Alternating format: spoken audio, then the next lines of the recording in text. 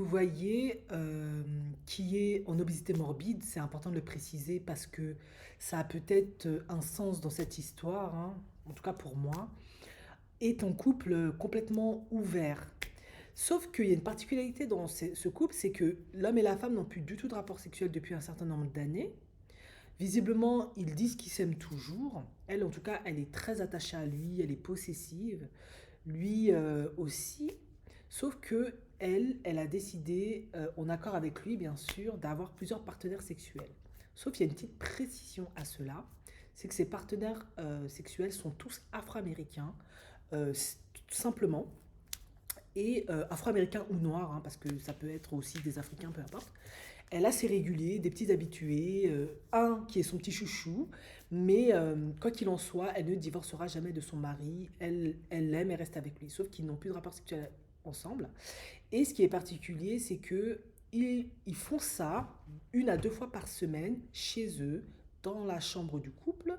Elle ne veut pas du tout de chambre d'hôtel, elle préfère être dans son intimité, dans son petit cocon.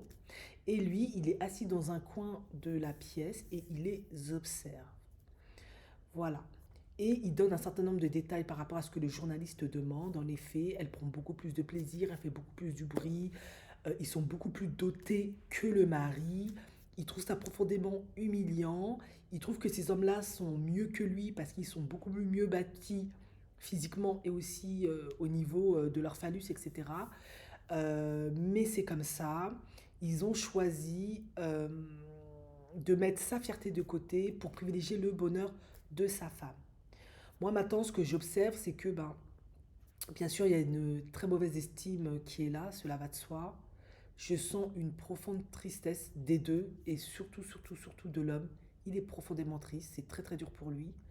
Mais voilà, je pense qu'il y a peut-être une forme aussi de codépendance, parce que selon certains articles et statistiques que j'ai pu voir, c'est vrai que les personnes obèses ou morbides, même parfois en surpoids, sont tellement discriminées, victimes de plein de choses, que ça peut faire que psychologiquement, tu as tellement une mauvaise estime de toi, pas pour tout le monde, hein, tu t'aimes tellement pas, tu te sens tellement peu désirable, tu as tellement le sentiment de ne pas avoir de valeur, d'être personne, d'être invisible, que tu préfères rester dans une relation où tu es humilié, maltraité, abusé, que de partir.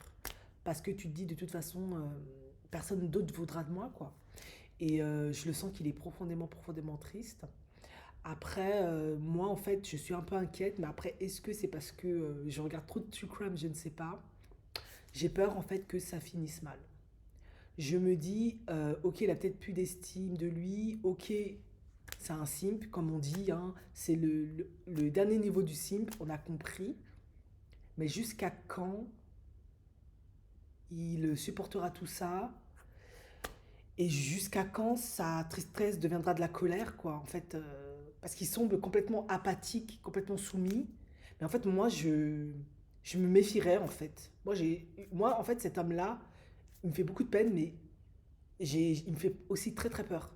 Parce que je me dis, mais quand est-ce qu'un jour, il va péter un câble et il va prendre le flingue et il va dégommer tout le monde, en fait. Moi, c'est ce que je me dis.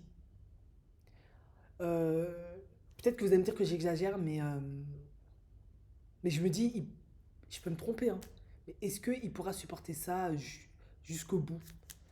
Est-ce qu'il trouvera la force de partir? Je sais pas. S'il y a une codépendance, ça peut être compliqué, mais il peut commettre vraiment un homicide. Moi, c'est ce que je me dis.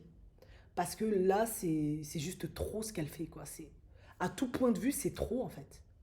Il n'y a que l'humiliation, du mépris, à tout point de vue. Waouh. En plus, bon, après ça, je vais pas rentrer dedans. C'est un peu. Il y a aussi pas mal de négrophobie aussi dedans, parce que, bon, c'est un peu cliché de prétendre que je prends que des hommes noirs parce qu'ils ont la meilleure membrane, etc. C'est complètement faux, ça. C'est complètement faux, je peux vous le dire. Du coup, je sais pas. Quand est-ce que. Jusqu'à quand il va se porter ça? Franchement, c'est super glauque et c'est profondément triste.